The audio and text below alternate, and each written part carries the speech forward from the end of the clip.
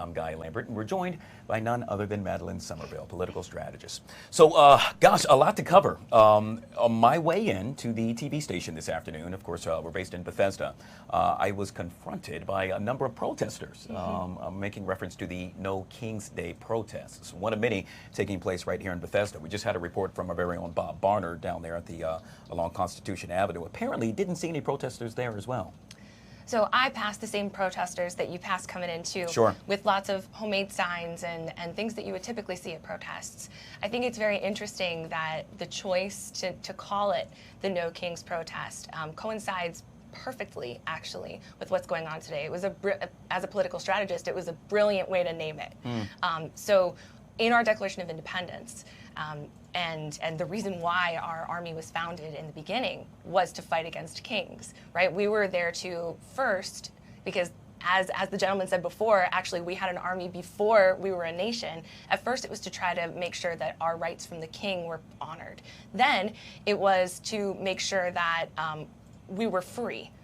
And so it's actually perfect that they decided to call it this No King's Day protest, because it was part of the founding of the Army itself. Yeah, I can tell you from what I saw and from what I've heard thus far, it remained peaceful. Yet again, that protest taking place right outside of our building, right here in Bethesda. Let's focus on the parade itself and the significance surrounding this parade. I mean, 250 years in the making. I love just saying that, because you're not going to get a chance to say that every day.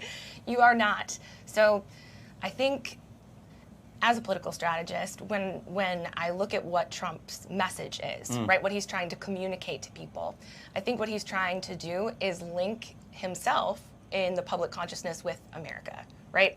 They're one and the same, because it's his birthday and we're celebrating this today. It could be just a coincidence. In fact, I think it is. But the significance of that is he can stand there and say, I am America. When you think of this word, think of me. Overall, though, and the way I would like to feel about it is that it is an opportunity for us to come together, even through all of this. I remember actually one time my mom was driving me and my brother home from school, and it was right after 9/11, and she had put a little American flag on her car, and the flag fell off, and 2 cars behind her stopped to try to pick it up for her. And wow. it was just a moment that was so beautiful to acknowledge that we're all in this together. And so I'm hoping to see more moments like that. At the same time, it's incredible for people to be able to exercise their right, their First Amendment right, and to do so peacefully and in a way that I hope that the president will acknowledge is part of what makes us American.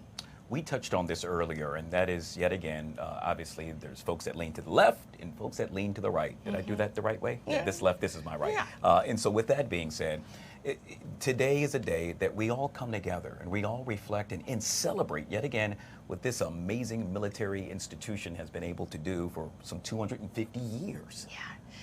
I'm so excited to see what's going to happen in the parade today. I know we've got 6,700 soldiers, and we have at least 60 people manning the tanks themselves that are coming down Constitution Avenue. So it's going to be crazy. And we can't forget about the dog. I love the dog, Guy. Sorry. Yeah, this is definitely going to be a sight to see. I am really curious yet again to hear what the president has to say as well. What message do you think he should deliver to the American people?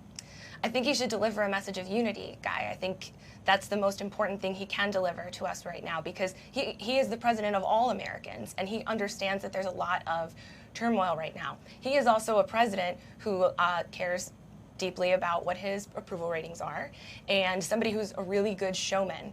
And so I think we've seen him walking back a few of the policies that he's been trying to institute recently. I think he might take that opportunity today to talk about those things. He doesn't always stay on message. I hope that the culmination of all of it has to do with unity, and I hope that it has to do less with him personally and more with America itself and honoring these incredibly brave men. My favorite motto of ours is "Land of the free and home of the brave." Sure. It's my favorite, and so I hope we can turn the messaging around to that. Some have argued that this parade, if you will, and this celebration is being used as somewhat of a distraction, if you will, surrounding perhaps some of his failed policies. Yeah. And so with that being said, I'm curious, what do you think will happen next, or what should happen next? So It's very interesting because I was on a different show a few days ago, and while I was talking, it looked like President Trump is actually walking back those policies, acknowledging the humanity in a lot of the people who were being removed, right? People who lived here peacefully and kindly, and how they were working in industries like the service industry and the agriculture industry, and it was significantly impacting that. So, and also, this is the lowest dip in his approval ratings that he has seen since he's been president, was right after those raids that happened in LA. And so I think what he's probably going to do is start walking things back. That's sort of been a theme throughout this presidency so far is, here's a policy, maybe I went too far, I'm gonna walk that back a little. Sure. And so I think that's what we're gonna see. And I hope that we can start with the messaging of unity comes truth. I hope that what we can hear from him is actually things in LA aren't so bad. It's just violence within a few blocks, and we can put our trust in an American institution like the LAPD to tell us the truth about what's going on and to handle things. Yeah. You heard me pose the question to the last gentleman that I had on the show, and that is with regard to America's might. It's going to be on full display. Yes. Specifically with the Army. Yes. The way other countries will look at that, a good thing or a bad thing?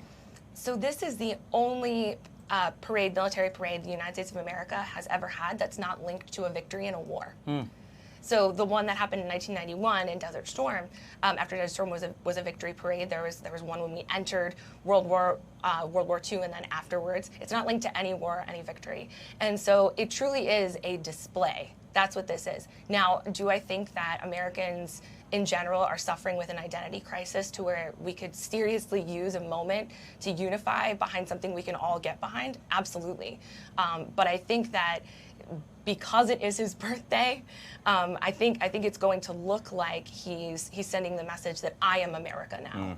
That's and I know words like authoritarian get thrown around, and I'm trying to give as neutral of a commentary as possible. So perhaps it doesn't make that message, but it certainly optically, as somebody who studies persuasion, will cause that to be the message in people's minds. Yeah, and yet again, it will become a reality once we see those 28 Abrams battle tanks making their way down Constitution Avenue. Can't forget about the flyover. I'm really excited about that as well. I'm so excited too. Actually, so funny story. So I was flying in a helicopter for the very first time, and I was terrified, and I walked up to the guy who was flying it, and I said, "Hi, I'm Madeline. I've never flown in a helicopter before."